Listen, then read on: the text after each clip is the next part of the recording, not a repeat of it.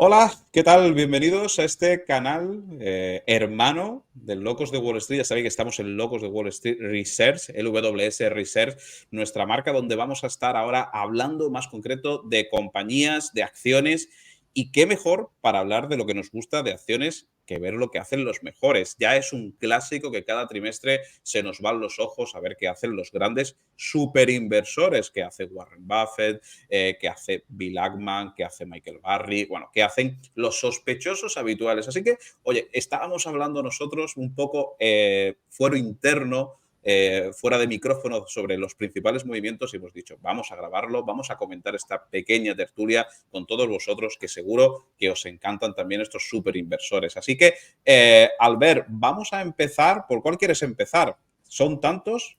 Sí, yo dejaría para el último, el que nos toca más de cerca al research que hacemos desde el W, que es el de Monish. ¿Vale? Y empezamos, mira, pues si quieres, por ejemplo, por Pat Dorsey, que siempre es Pat como un poco Dorsey. más Venga. vanilla y un poco más sencillito de seguir, digamos.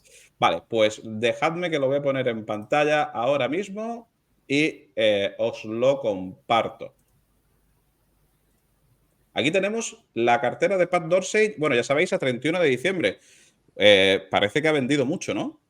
Sí, además, bueno, solo por puntualizar, recordemos que estas solo son las posiciones que tienen en Estados Unidos y además en acciones pueden tener también opciones. O sea, no tiene por qué ser su cartera completa, pero en todo caso sí que nos da una idea de por dónde van los tiros, cuáles son las ideas que están manejando, etcétera. Y ya veremos que hay una temática común. Luego, Edgar, cuando destripe un poco más a aquellos inversores que son un poco más punzantes o picantitos, veremos más sobre esta temática, pero en el caso de Pandora sí que tenía una cartera bastante sencillita y centradas en ideas que todos conocemos o que son bastante conocidas y muy centradas en la tecnología, como son Meta, Google, Wix, que para quien no lo conozca, pues es una empresa de diseño de páginas web sencillita, Upwork, PayPal, ¿no? O sea, todo empresas conocidas y sobre todo con la temática tecnológica, y vemos cómo ha reducido bastante su posición, ¿no? O sea, habrá perdido parte de la subida, pero desde luego ha aprovechado el grueso del movimiento de la recuperación desde 2022.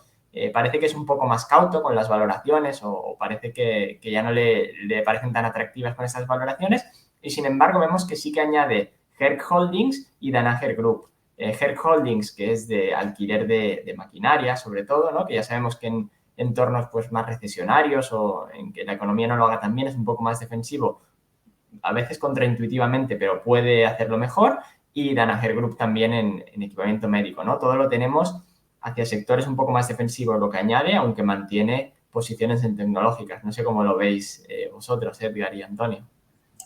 Bueno, es que por ejemplo, Danaher te puede llevar a confusión porque no sabemos si ha vendido o no, porque la verdad es que en el cuarto trimestre, el último trimestre, tuvo una bajada muy fuerte, llegó a 180 y ahora está en 250.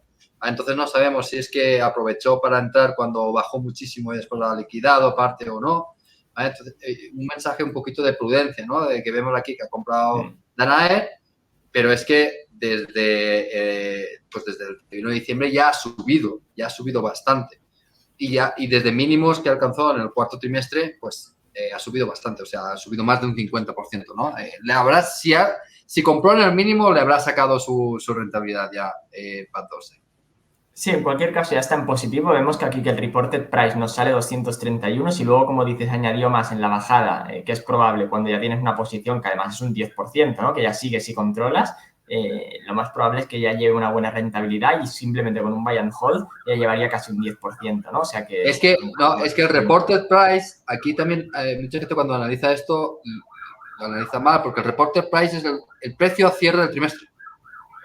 Entonces, él ha podido comprar perfectamente en más 190, abajo en incluso. 180, mucho más abajo, ¿vale? Porque es el mínimo que alcanzó en el trimestre anterior, pues fue eso, 180. Sí, sí. Uh-huh. Fijaros que ahí me sorprende ahí también compañías como PayPal. PayPal, bueno, me sorprende. PayPal es muy interesante. Yo creo que es una de las posiciones más interesantes ahora porque está en un punto de inflexión absoluto. No sé cómo lo veis. Lo hemos comentado en un Sanedrín. Sí, totalmente. El modelo de negocio, bueno, se enfrenta a una disrupción, ¿no? Por lo menos algunos obstáculos o retos importantes que tiene que redefinirse y ver si puede reinventarse. y en caso de hacerlo, pues la valoración históricamente está atractiva, por supuesto. Luego veremos si realmente se ha empañado o se ha roto su valor terminal, pues entonces no estará tan barata como parece, ¿no? Pero desde luego una apuesta interesante. Bueno, pues no sé si queréis hacer más comentarios de Pat Dorsey. Si no, si os parece, podemos pasar a un inversor que puede ser, no sé cómo lo pensáis, puede ser, no sé si la palabra es similar, porque al final yo creo que Terry Smith no se parece a nadie. Terry Smith es muy particular y al final lo que es un inversor en empresas absolutamente de calidad, ¿no? Y aquí vemos el reporte de la cartera de Terry Smith, que vemos todo rojo. Todo parece que ha sido ventas de posiciones, pero bueno, habría que desgranar un poquito esto, ¿verdad? Sí, sobre todo porque además son movimientos en muchos casos bastante pequeñitos, ¿no? Vemos que son casi pequeños retoques y por eso tiene más sentido también ver qué es lo más gordo que reduce o aquellas posiciones que ya tenían peso y a las que añade un poco más significativamente, como en el caso de ADP, ¿no? Lo primero que a mí me ha llamado la atención, no sé si os ha pasado repasando todas estas carteras, es que a pesar de que cada una tiene un poco su toque personal, hay pocos inversores que realmente se diferencien, ¿no? Tengan un pensamiento que va fuera, porque todos tienen un poco las mismas empresas. Luego nos extrañamos o no tanto cuando las Magnificent Seven son los índices y todo el mundo la lleva, ¿no? No sorprende luego tanto si tienes aquí Microsoft, Meta como dos primeras posiciones, Google más abajo, que son las que más reduce. Y un poco yo he visto aquí la misma idea, ¿no? De reducir un poco aquellas que ya han recuperado mucho desde mínimos y cuyas valoraciones pues, están un poco más estiradas. Y en este caso sorprende un poco más respecto a lo que acabamos de ver, porque no añade cosas tan defensivas, sino en algunos casos otra vertiente de empresas sí castigadas, pero que siguen un poco en la misma temática tecnológica, ¿no? Como es el caso de Fortinet, que aumenta un 50% de seguridad informática. Apple, que aunque tiene poco, añade algo, y después Automatic Data Processing, ¿no? No sé qué os parece a vosotros esta idea, pero es un poco un perfil distinto en el sentido de que no busca rotar totalmente a cosas defensivas o añadir en los aspectos defensivos, sino que simplemente va a empresas más baratas o que han sufrido un castigo más grande, como el caso de Fortinet, pero manteniéndose en la temática tecnológica con muchísimo peso. Sí, bueno, ADP, ¿no? Automatic Data Processing también es una empresa de tecnología que es de outsourcing de data, de gestión de facturas, gestiones de las más grandes, son 100.000 millones de capitalización. Y es interesante porque aquí también vemos cómo amplía en un momento, si miráis el gráfico del último trimestre, cayó bastante. Fue después de resultados, cayó bastante y después ha vuelto a recuperar, ¿no? Entonces, esto te da una idea de que los superinversores lo que son súper buenos en tener una lista de empresas súper buenas y que cuando ven que el valor y precio se separan, rápidamente actúan. Incluso Terry Smith, que tiene una cartera enorme, pues fue capaz de invertir $1.000 millones en ADP en un solo trimestre, ¿no? Porque añade casi toda la posición la monta en un solo trimestre, ¿no? Más de $1.000 millones de dólares. Y esta también tiene en común lo mismo que las demás. No es que sea una empresa defensiva, sino es una empresa tecnológica en crecimiento. O sea, se espera que crezca el free cash flow, que crezca a una tasa del 15-20% anualizado. Ópticamente es una empresa cara, pero si consigue mantener ese ritmo de crecimiento, pues también le sacará muy buena rentabilidad. Sí, no se además extraña. en este caso, con las recompras, perdón Antonio que te haya cortado, Sí, digo termina. que ADP es una empresa que sigue un poco la estrategia de Apple que han visto, ¿no? Ópticamente puede ser que no estén tan baratas. Apple cuando en 2017 empezó a recomprar fuerte, pues sí, pero que tiene claro que ellos por lo menos tienen esa convicción y sí que tenía un retorno fuerte al accionista por esta vía. O sea. Sí, dividendo. Y en 2021 recompraron una barbaridad de acciones. Unos 1.000, que de memoria estoy diciendo 1.000 millones, ¿no? Es de las típicas empresas que te salen los screenings de total return para el accionista, Es, ¿no? sí. Y es que en 2021 1.000 millones de recompras, ¿no? Que hicieron. Así me saltó a mí, sí. Sí, yo para terminar con Terry Smith y pasar a otro, no sé si alguna vez él ha comentado algo de que no se posiciona en empresas chinas, pero yo me extraña que en su cartera, por el tipo de inversor que es, no tenga BABA o JD, ¿no? Que hemos visto que han sido una de las más añadidas a 31 de diciembre por los superinversores, ¿no? No sé qué pensáis.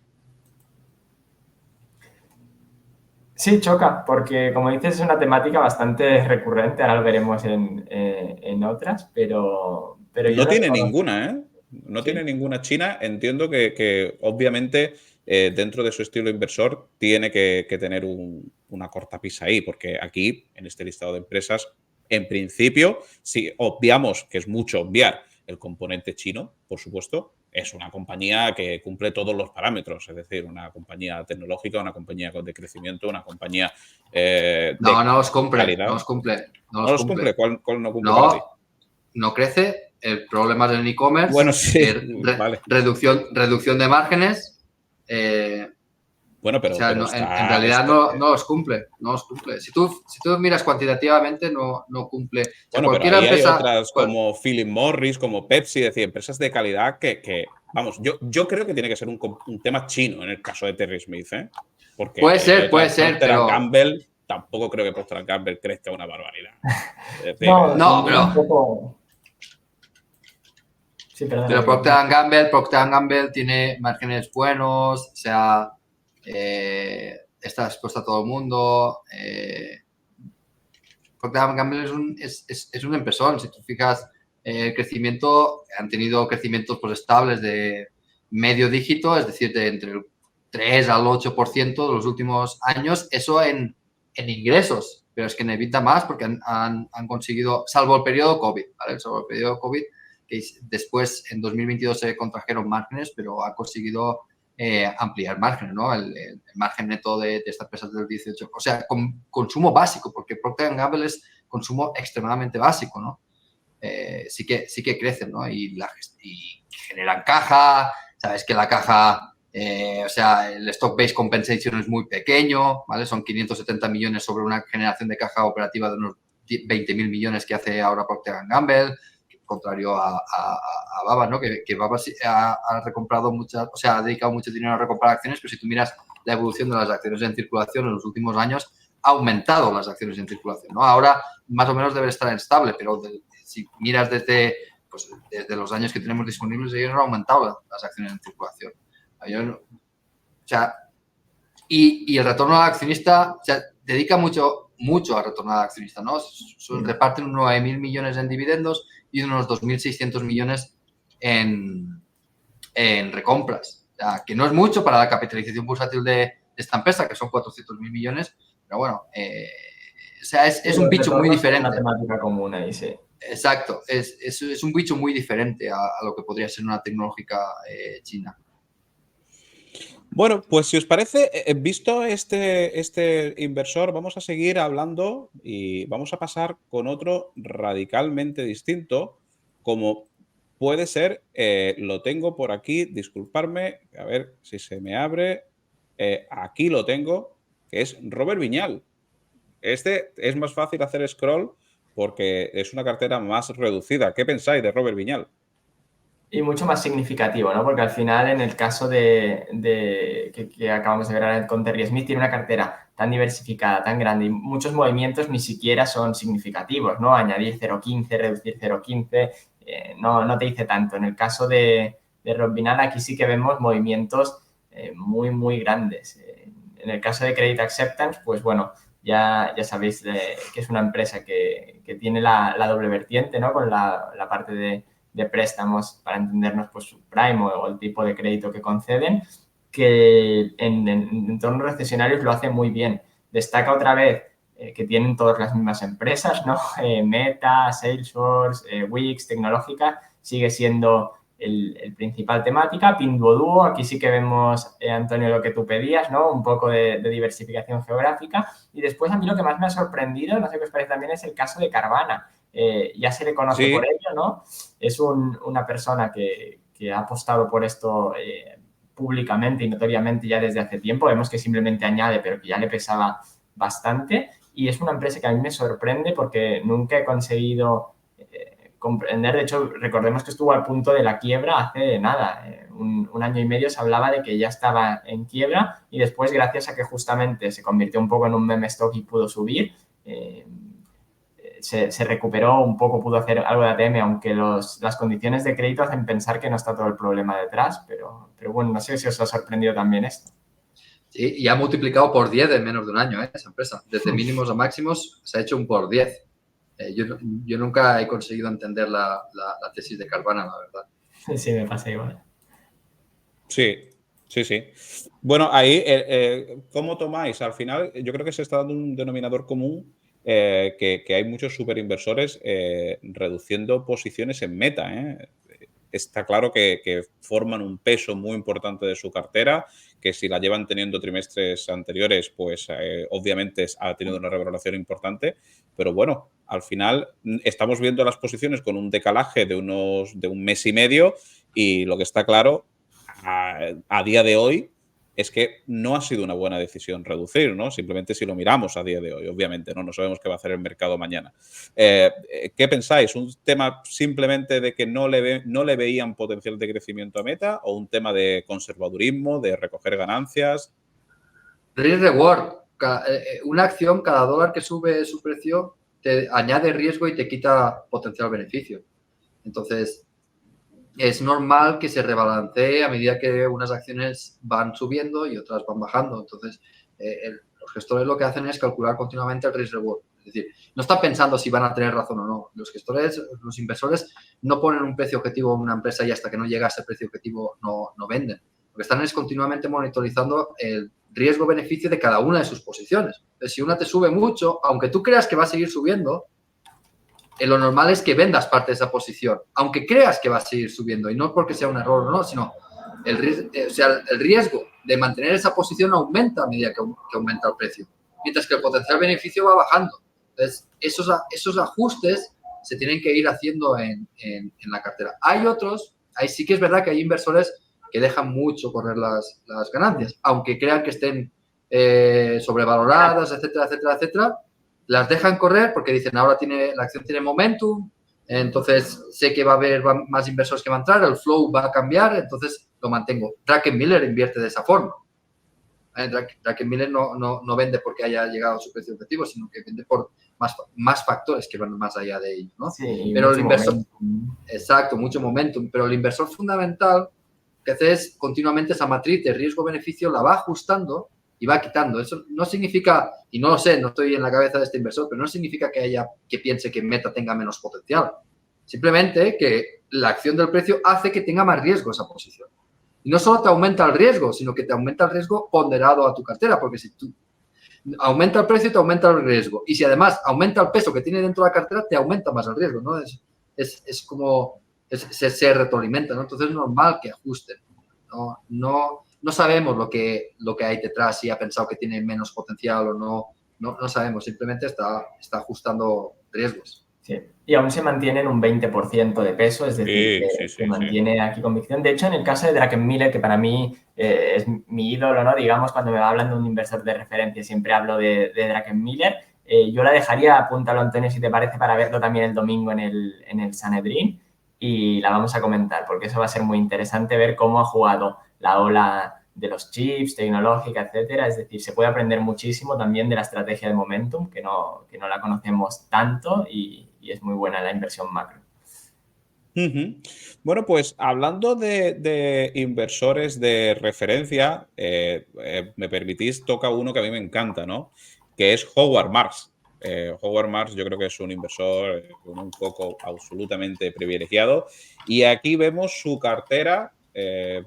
Vemos que es una cartera larga, hacemos scroll para abajo, pero bueno, yo creo que veis que son posiciones que no suman las últimas ni un 1%. Edgar, ¿qué opinas de Howard Marks? Vemos cómo ha reducido TON como principal y Starbull Carriers, ¿no? Como principal significación de este trimestre. Bueno, es que eso también es normal. Fijaros que en TORM no sé por cuánto habrá multiplicado. O sea, no sabría deciros por cuánto ha multiplicado Howard Marks en TORM, por muchísimo, ¿no? Y es normal que le quite riesgo, porque ya supone un 28% de la cartera y le quita riesgo. Ahora aquí vamos a ver cómo va a poder salir de la posición, si es que en algún día quiere salir de la posición, ¿vale? Porque va a ser difícil.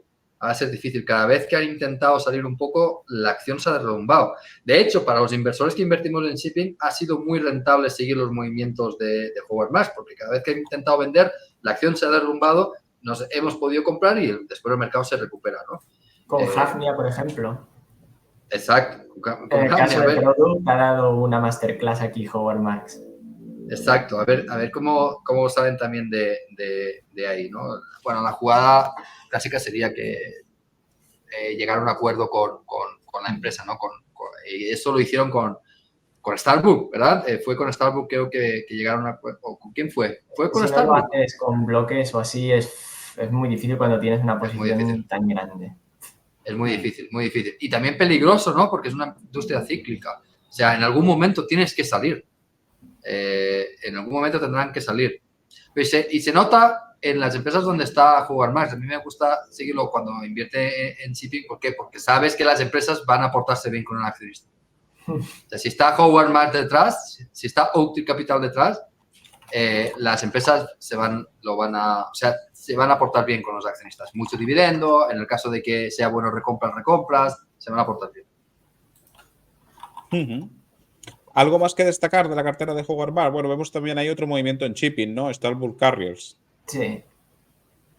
A mí me encanta, la verdad. Sobre todo para materias primas cíclicas, etcétera. Es un referente porque sabe jugar muy bien. Vemos aquí algunas de las conocidas.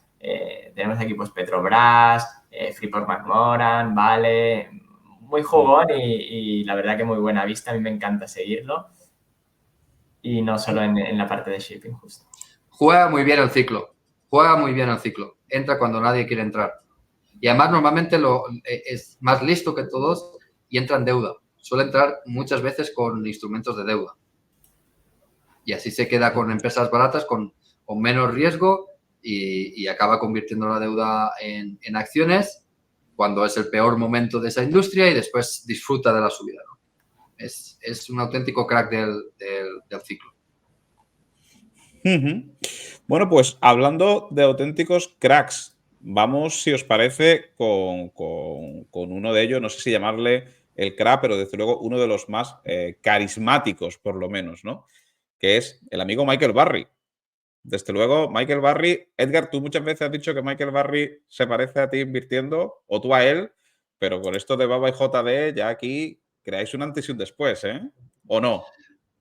No, o sea, Michael Burry tiene una ventaja, ¿no? Michael Burry tiene una ventaja que no tenemos los demás. Su mujer es asiática. ¡Ah, qué cabrón! Entonces, él tiene una ventaja ahí que quizás los demás no tengamos. Pero a mí me gusta mucho Michael Burry por el estilo que tiene de operar, no tanto por las empresas en las que invierte, que no coincido en la mayoría con él. Pero sí el estilo de entrar fuerte y salir rápido. Eso a mí me gusta mucho. Entrar fuerte y salir rápido, ¿no? Hacer retornos rápidos. De hecho, Michael Burry recientemente creo que ha escrito como un memo de cómo es su forma de invertir y lo explica perfectamente.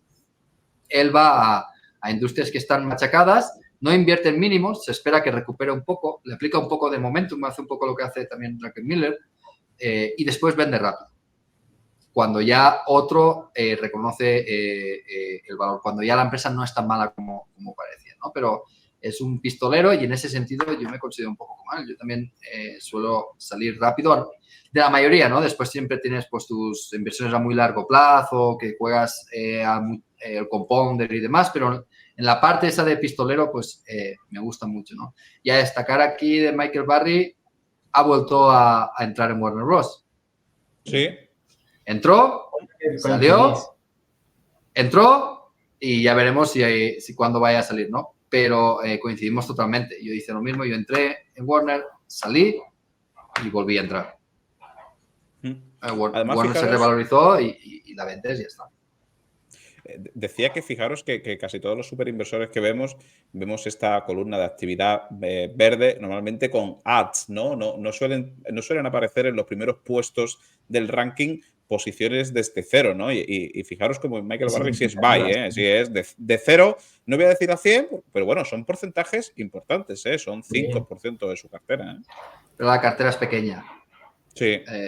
Esto no lo puede hacer un Terry Smith o no lo puede hacer. Sí, y también él juega mucho con opciones. Claro, que no aparece aquí. Sí.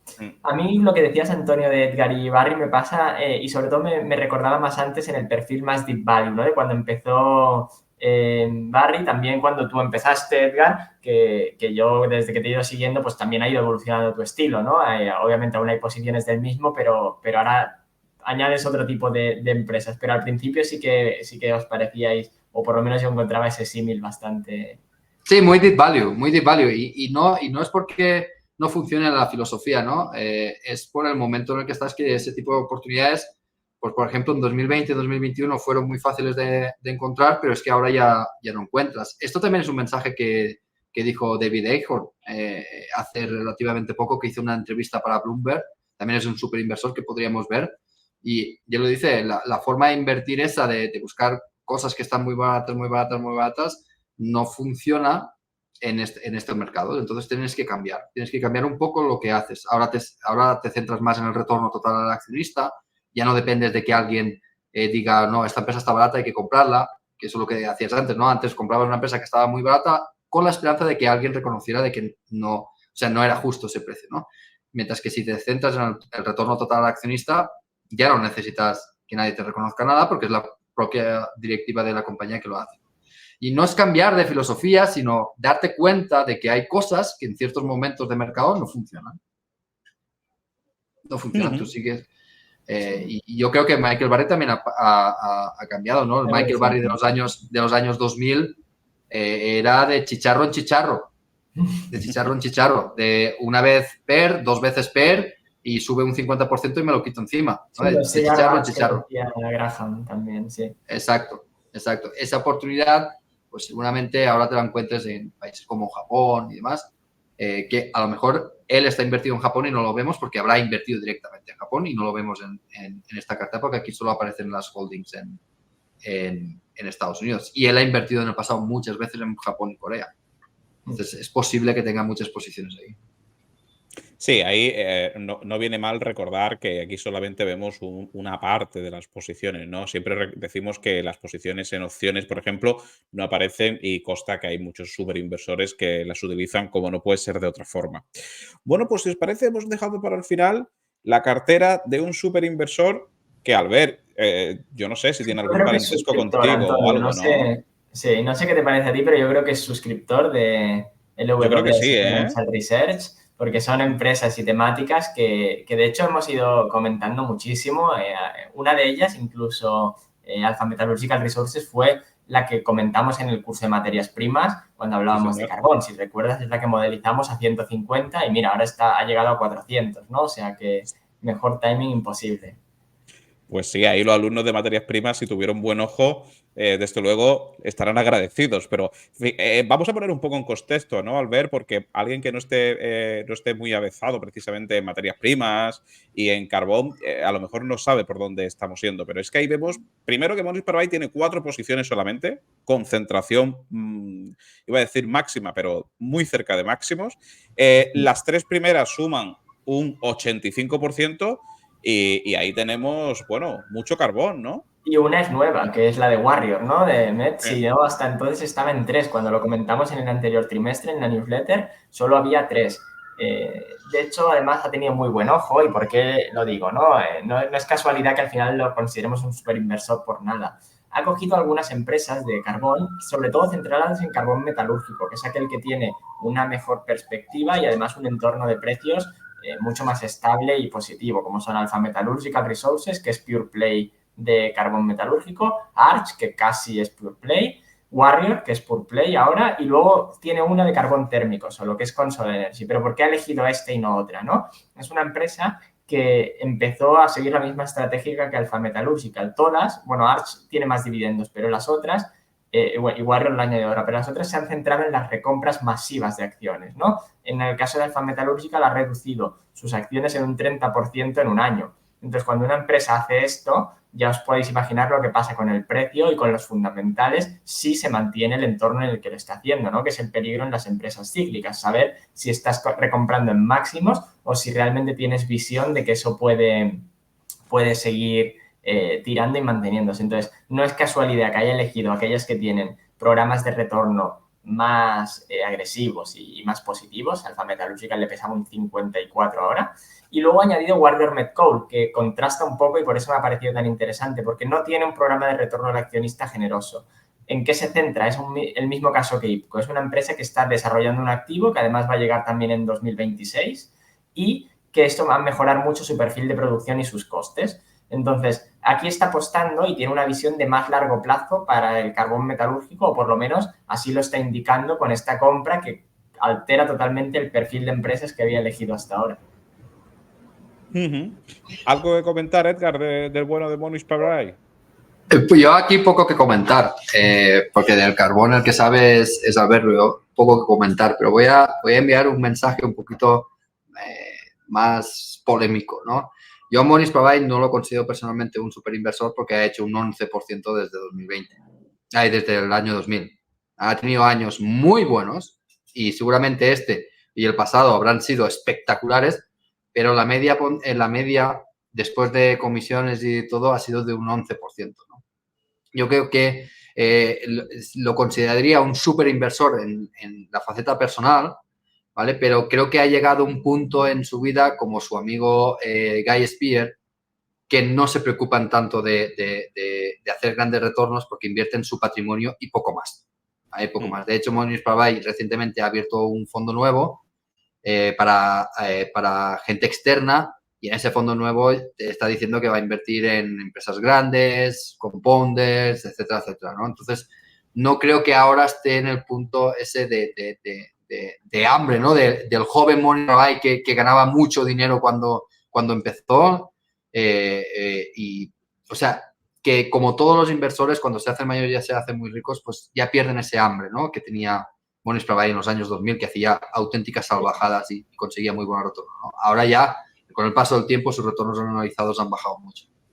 Y voy a hacer una observación aún más polémica, a ver qué os parece, porque esto yo creo que va a dar un poco de salseo. Y es que para mí, justamente, uno de los problemas que ha tenido Mohnish Pabrai es conocer a Charlie Munger y a Warren Buffett. O conocer, me refiero, basarse en ellos. ¿Y por qué lo digo, no? Al final, la gente cuando estudia a Warren Buffett se fija en cómo invierte ahora Warren Buffett o tiene una imagen de él que para mí no se corresponde nada con la realidad, ¿no? Él cómo hizo el dinero y donde realmente era agresivo y tenía los retornos espectaculares era con otro estilo de inversión, mucho más cowboy, mucho más de value clásico o incluso en algunos casos de value, situaciones activistas, etcétera, que no el que tiene ahora de diversificación, buy and hold, etcétera. Ese lo cambió desde que conoció a Munger y tiene sentido ese estilo de inversión para su patrimonio porque no es lo mismo gestionar carteras pequeñas que grandes y no escala igual un modelo de negocio que otro, ¿no? Entonces tú cuando quieres escalar una empresa pues tienes que pasar a esto, pero para alguien que quiere hacer la masa, ¿no? O que quiere hacer, pues no es el estilo de inversión que el que predica el mismo que él utilizó. Y en el caso de Mohnish yo creo que ahora está un poco en ese estilo, ¿no? Cuando empezó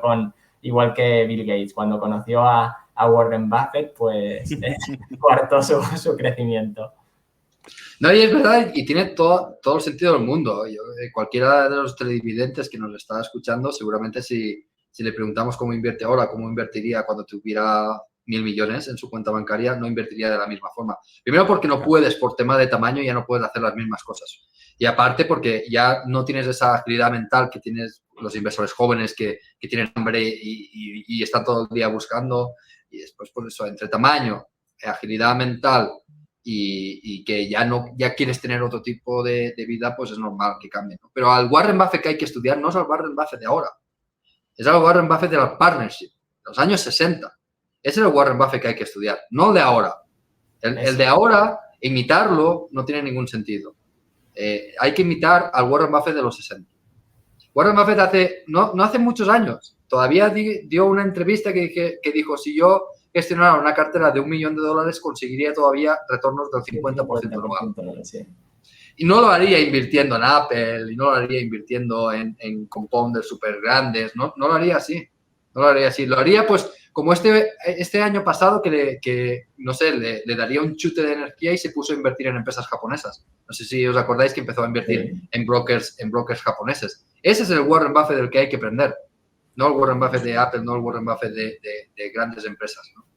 Oye, pues ya que habéis sido polémico, voy a darle yo una vuelta de tuerca a esa polémica, porque Warren Buffett ha dicho siempre que su modelo, su forma de invertir cambió por Charlie Munger. ¿Que ha sido una mala influencia Charlie Munger? Que en paz descanse. No, para el tamaño de su cartera, no. No, de verdad. Para escalar el modelo de negocio era necesario eso, porque no puedes Exacto. estar haciendo lo otro. Pero para ganar el máximo dinero posible con una cartera pequeña, pues no es óptimo. No, exacto. No fue una mala influencia. Yo creo que fue la influencia necesaria para escalar Versailles. Y que Warren Buffett pudiera tener una vida más tranquila, ¿no? Y que no estuviera 20 horas al día. No sé si habéis visto documentales y biografías de Warren Buffett. Warren Buffett era una persona que no aparecía por casa. Sí. Bueno, la mujer lo dejó precisamente por eso, ¿no? No era una persona que tuviera tiempo para nada. Y no es escalable eso cuando eres muy grande.